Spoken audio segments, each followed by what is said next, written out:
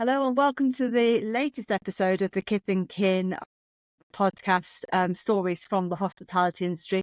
And I'm really excited to welcome Sam here today to tell us about his story, his journey through hospitality, and to tell us all about what makes him feel that hospitality is such a special industry to be in. So, hi Sam, how are you? Cassie, I'm doing very well. Thank you for having me on the show. It's great to have you here. So let's start by you introducing yourself. Who are you and what do you do? Sam Harrison. I'm based in London and across Hammersmith, Chiswick, Brentford. I have 6 hospitality.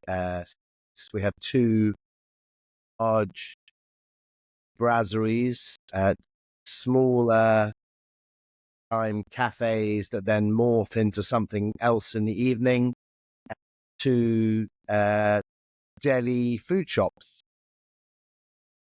Amazing. And I know because I've seen your websites, they are absolutely beautiful. But we'll get to them in a minute. Let's from where did you start? How did you start in hospitality and how did you create your empire? Right, get asked that. I always remember, I have to remind myself and then pleasantly remember, actually quite a few people who maybe end up in hospitality, academia was not maybe a natural fit for me. I love sport, I love being part of a team, but I wasn't very good at sitting in a classroom and being told what to do probably, and definitely not very good at studying. But I had a godmother who I was very close to. She had a catering business. And so when I was sort of 16, 17, I used to help her pull off these crazy weddings, parties, events. And I loved it, the total madness of it. And that was my first sort of experience. I decided to do hotel and restaurant management at university, which I loved. And while I did that, I placement at Chewton Glen, the hotel, which at the time was the most expensive hotel outside London. And I did 6 months in the restaurant with a totally French brigade, front of house. I was the only English. Spoke to me. I basically did a lot of polishing cutlery, but I sort of did my time, and then I did chambermaiding, and I did everything. I quite like laundry. And then when I left university, most people doing my course were going to do a graduate scheme with one of the big hotel chains like Hilton or Sheraton. And this was back in 96, and I had quite big student loans, and they were offering you, I think, about 8,000 or 9,000. And Walker's Crisps on their graduate scheme offered you 16,000 and a car. And so that was a no-brainer. Easy decision. Went you as a salesman on the road. Actually, I mean, I did 18 months of Walker's Crisps. I didn't really enjoy any of it, but it was a brilliant life lesson because I was out on the road selling crisps to cash and carry owners. Thought I knew everything out of the university. I knew absolutely nothing. I was so green. And it just basically taught me about how important skills, life skills, and at the end of the day, we're all salesmen, whatever we end up doing, I think. I pretty soon knew it wasn't for me. I then went to work, was still Trust House Forte. I sort of slipped over to their graduate scheme, which was where I probably wanted to be. But the big corporate, particularly big hotels, were not for me. Or I'd always enjoyed family holidays in Cornwall, a big part of growing up. And I saw that Rick Stein was looking for staff in the seafood restaurant. This is in 97. I think it was in the back of the Sunday Times. Went down. I took a job for the summer as a waiter. After about 3 months, I was head waiter. After 6 months, I was restaurant manager. And after a year, I became totally out of my depth.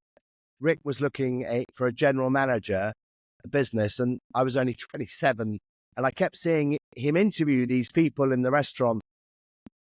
Kept saying that it wasn't what he was looking for. That, like, to me, they looked like sort of probably in their 50s, had run some amazing places, but were probably thinking, well, this is nice. I'll move the family to Cornwall. I got the feeling that Rick wanted someone under his wing. I wrote an old-fashioned written letter, because it was pre-email and all that, into Rick's office. Didn't expect him to give me the time of day, but he did. I convinced Rick and Jill to have a go at running the seafood restaurant. We went on this a crazy journey. They taught me most I know about running restaurants, and while I was there, we opened the cafe, the cookery school, fish and chip shop, loads of bedrooms. It was an amazing experience. And I still, to this day, that I basically gave my life and soul to Rick, which I did. I did some crazy hours, but I learned so much. And then a few years later, when I was ready to launch my first restaurant, aged 32, in 2005, Sam Harrison trying to open a big restaurant in Chiswick, I would have probably struggled. I might have just somehow got the money together, but Rick backed me, gave it a lot more credibility in terms of the bank, other investors, but also, let's be brutally honest, it made it a story, and a really nice story. The Rick backs ex-general manager. We opened Sam's Brasserie in 2005. Then, because of my time with Rick, in Rick and opening, I'd spent some time in Australia running restaurants through contact of Rick's. I running restaurants, if you know what I mean. The day-to-day operation, service, menus, all of that. What I didn't know, having your own business, cash flow management and just all of that, which I think is almost impossible to learn until you're in it. Yeah. So with Rick, I had been involved in all of that, but it wasn't my money. It's slightly different. Anyway, 2005, and we were lucky. We got pretty good reviews from the start. The restaurant scene back then wasn't what it is now. It just wasn't. There was, Soho hadn't really happened. Shoreditch, East London certainly hadn't happened. Many of the big names that we think of in London now hadn't even been born. The whole chain thing hadn't really happened. It was a very different. I still remember standing outside the newsagent, a Mashler review in the Evening Standard. That's what mattered. Internet, no social media. Kind of insane, when you think 20 years ago. So did pretty well from day one. Later, we opened a second restaurant in Balham. We didn't want to call it Sam's 2 because we didn't want to be a chain. Harrison's, which is my surname, Harrison. I think that was the right decision. They were different restaurants, own identity. And 10 years later, 2 restaurants had burnt out. And yeah. My friends used to joke that I was either in one of my restaurants or moped trying to get from one to the other. Pretty much summed it up. I loved what I did, but I didn't really have a life outside of it for 10 years. And eventually I had a mini breakdown, which, I shame about. It was something that happened and probably had to happen, but I had to take some time away from work. When I came back, I think probably not totally out of the blue, the Hawksmoor Group made an approach to buy both restaurants, looking to expand their secondary brand, Foxlow, which exists. But anyway, they made us a good offer to buy both restaurants. It was the right timing for me. It meant that Rick and my other investors made a decent return, and it felt good to walk away. And I think we could be proud of what we've done. Time out. I needed some time out. I thought I was going to open a hotel in the Cotswolds. I still love them because I think they're an amazing model, making money when people sleep. Yeah, lovely. If only it was that easy. But I love the concept anyway. There I will. But I offer in hotel in the Cotswolds. I thought it had been accepted. And then the agent called me and said, "Have you just increased your offer?" And I said, "No, why would I?" And he went, "Well, somebody has." And I said, "Well, it's not my offer." Anyway, someone outbid me by too much, want to match them. So they got it. And actually, again, with hindsight, I'm pleased because actually I did want to come back to London. And I probably needed that to happen to realize that. In about 2018, I got approached by the landlord where we are now in Hammersmith. Studios were redeveloping right here on the river. Wanted someone to open a big restaurant. They've been fans of my old place in Chiswick. We started a conversation. I know this area very well because I was brought up about 10 minutes walk away. It's in my blood. I like to think. Yeah. I spent a lot of childhood by the River Thames here. It felt right. And actually at that stage, and when I raised for this, somewhere in my business plan, it will say that I just wanted to do one restaurant, do it really well, it's work-life balance. Yeah. And here we are 5 years later, 6 places. So I'm not quite sure what happened, but it's anyway. They're all great, and it's been amazing. So it was really interesting just what you were saying. Actually, there's so much actually resonates with me. Up to this point, there's lots of resonates with me because I opened a restaurant at exactly the same time. It was all, and I had 2 places, and exactly that. You're just between the 2 places and running around and sort of, yeah. But burnout's not really surprising particularly when you're coming into it reasonably young and you've not learnt those lessons about how to look after yourself. And I think actually that's also part of how the industry used to be. I think the industry's got better these days, but it used to be very much, this demonstration of just keep going. There isn't time for a break. And I think that's, so I think it's quite a common story really, that you start young, you work really hard, and then you just keep doing that. And actually eventually either people leave the industry or they break.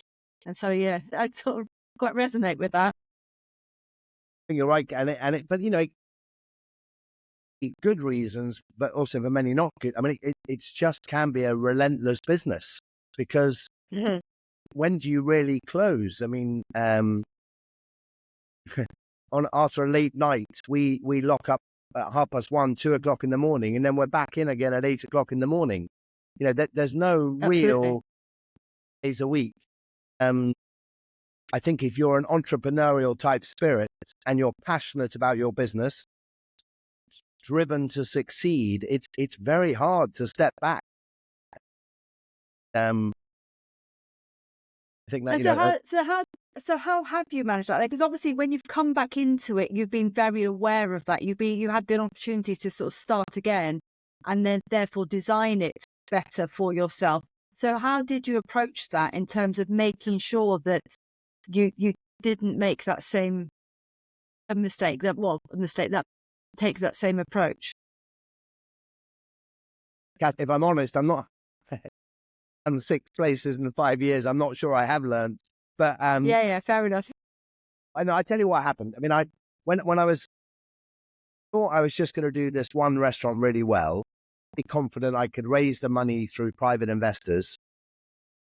I could have done it on my own to a bigger the business, to that I didn't, this is one thing, but they're not involved day to day. And I just didn't. I wanted to have someone to lean on or someone to share the burden with. So I thought about that long and hard, and I was partner Fanny to work for me when I had my old places. I knew that she wanted to have her own place. So we started this together 5 years ago. That's happened since then. When together, these places have opened quite quickly for different reasons, different opportunities. We haven't quite got to a place where we found that work-life balance. You throw in COVID, Brexit, Yeah, lack of staff at the moment, financial downturn, whatever we are trading pretty well compared to many people, but we haven't quite found that balance. But our aim was also when you have one site, you can sort of only one, isn't it? One baby to worry about. Two, but you can't really afford to have any form of head office, whatever that means. Was hoped by growing to 6 we would get to that sort of place. We just haven't quite got there. Yeah. I think we will, because there will be economies of scale. Yeah. So Yeah, tell me about. Sorry. Go on. Sorry. I think we're in that sick. And again, I don't blame Rick and Jill, but I always, people call Padstow Pad Stein, but while I was there and we opened all those bits, that stuck with me, that, keep your businesses local. My 6 sites now are local, so at least I can be in them fairly quickly, but again, that's good and bad, because it means I'm probably still too involved. Yeah. Yeah, but and this is that balance, isn't it? That being so involved that you're able to maintain them in the way that you want them to be, but then also having to spread yourself so thinly. So yes, I imagine that's a very difficult balance to get. So tell me about your 6 places then. So we know about the one, but then what are the others? Sam's Riverside is where I'm sat now. This is our flagship, 5 years old this November. Big brasserie. We do close to 2,000 covers a week. Probably not far off the busiest restaurant in West London. Born out of lockdown, we had a storage unit on the road behind it. We were paying rent during lockdown, so we turned that into a little shop called Sam's Larder. That's our first deli, and it's I've always loved the old-fashioned word larder. I think it says so much. Yeah. But this was literally a cupboard, so it is a larder, and that worked. And then opposite Sam's Larder, there was a cafe that had been there for 17 years. Post-COVID, they had enough, and I don't blame them. As we know, business was tough, because I didn't want someone else to buy it, but partly because it's easier for us to be cost efficient, because it's right there. Yeah. We can almost run it as part of the main restaurant. So that's open. That's Sam's Kitchen. And there'll be people in there now having coffee, breakfast, lunch. In the evening, that turns into a joint called Smash and Grab. That's gone a bit crazy. We do about 200 burgers a night. And second Sam's Kitchen in Chiswick. Fun to go back to Chiswick. On a lovely street in Chiswick. It's a bigger version of this cafe. Breakfast, lunch, coffees again, and then in the evening that morphs into, just done that into something we're calling Dinner at SK, which is sort of fine dining, if you like. Very talented young chef there, Abby. It's a fixed menu every week, no choice, tiny little kitchen. I very high end food, but in our sort of relaxed vibe, makes it quite unique. We head the west to Brentford, and we have a big restaurant, water, similar to Sam's Riverside, but I didn't want to. I mean, some people would have just copied and pasted Sam's Riverside. I guess that would have been the easy option, but Brentford is not Hammersmith. These are a bit different, so that's called Sam's Waterside. An amazing, lovely new development called the Brentford Project. It is changing on a daily basis. As London sort of heads further west. We have that big restaurant, and then next to the restaurant, we have another shop there, another Sam's Larder as well. And so yeah, what's interesting as you're talking is sort of a noticeable trend, I guess, from when you started with your first restaurant to now, is actually that this sort of it's a necessity to be more than one thing in the daytime, isn't there? I mean, you can't these days just sort of open it, well, when you can, but as you say, like with Sam's Kitchen, that it's doing two different things and, and changing through the day. And actually, I think that's quite important in the current hospitality landscape, don't you think? Yeah, well, I mean, point of view, it's sort of, you're paying rent 7 days a week, 24 hours. Maybe in the current climate and depending on location, you can't take as much money during the day as perhaps you once did for different reasons. It's, incredibly competitive. People are going out less, spending less. All of your costs have increased. So maybe in the past you could make enough money just during the day. I can only talk about my sites. Now can't. So, we need to morph into something in the evening, which is fun, but it's a lot of hard work. And at the fine dining restaurant that we've just opened 3 nights a week, obviously it's not a totally new bricks and mortar site. The site's already there, but it's still pretty much the same work as opening a new place. In terms of team, menu, development, training, press, marketing, all the rest of it. Probably wouldn't have it any other way because I feed off that sort of creativity. Yeah, absolutely. It's a lot. I mean, so in all of that, I mean, you've alluded to sort of a period of burnout, but there must have been dark days and things that you consider mistakes and missteps you've taken along the way. I've always found these very interesting because it is where people make, there are good opportunities for learning. I mean, are there any of those you're prepared to share with us?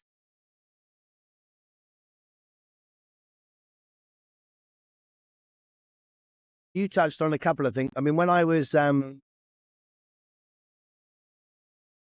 opened Sam's Brasserie in Chiswick, I was 32.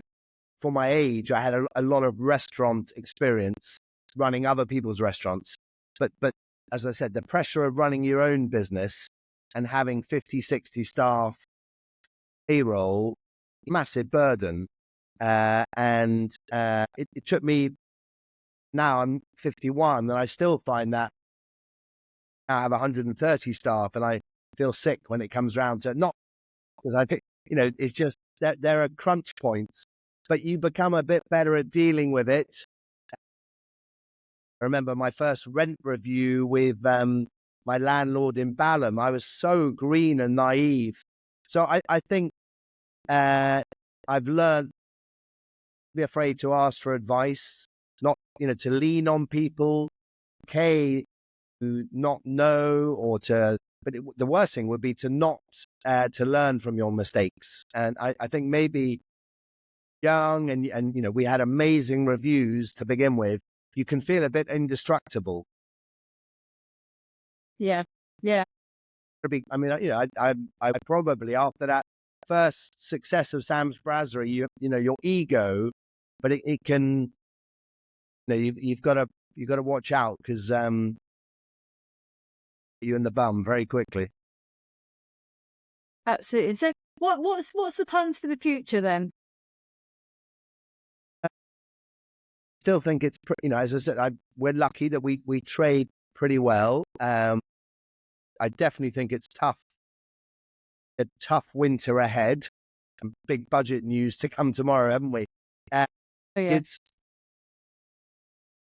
I think good restaurants will always succeed, but you have to work. I mean, you have to work much harder than any of us ever had just to stay cash positive. Yeah. From our point of view, we have done probably a bit too much too quickly, just because for different timings. Now have these 6 sites, and I think we need to sort of hunker down, get them as performing to their highest capacity. Actually, for me and my business partner and our teams, of us, you only have so much capacity for activity, for growth. Yes. So I think we will wait. Someone offers me at another amazing site. No, And then you I won't would be able to help. You can't help yourself then. yeah, say that I like running towards the sun because um, I think we'll focus on what we're doing and just try because I as I said I think it's badly on anyone, but I think there will be more closures coming. Yeah, absolutely. And I think you've just got to have to be on to survive this winter. We're gonna have to be on our A game every day. Nice focus, I think. Yeah, so a period of consolidations. You need that sometimes, don't you? Definitely. Fantastic. So thank you so much for your time. So I will put it all in the show notes, but can you just let people know how they can connect with you or contact you? Oh yes. Yes. Our Sam's Riverside website is samsriverside.co.uk. You can find links to our other sites. Instagram for Sam's Riverside is at Sam's Riverside. Wants to contact me personally, questions at samsriverside.co.uk. Drop me an email. The team will forward it to me. Come and try any of our venues in West London. I'm in one of them almost every day. I have done all 6 in one day. I guess if I had to invite you to try any of them, I'd love you to come and try the new dinner at SK in Chiswick. Just because I such an amazing, talented chef, of different from what we do in my big restaurants. That it's actually quite a nice change of direction for me. So. Amazing. Thank you so much. Thank you so much, Sam, for your time. I mean, absolutely amazing what you're doing and your just even your energy to be able to do all of that is inspiring. So thank Cassie, you so much. what happened to your restaurant? My restaurant, oh dear me, that is another podcast. I mean, literally, actually, it is another It is another podcast. I recently did a very similar podcast to this for somebody else, which actually is going to be as a bonus episode on the Kith and Kin, which is yes, that conversation. I think they gave me an hour, and I think it took an hour and a half. But it's not. But actually, it's not a very dissimilar story to yours. It's just that at the point after your first two, we almost share a story, and then I went in a slightly different direction. But yeah. But perhaps I'll save that for that podcast. You can catch up with that there. Thank you so much.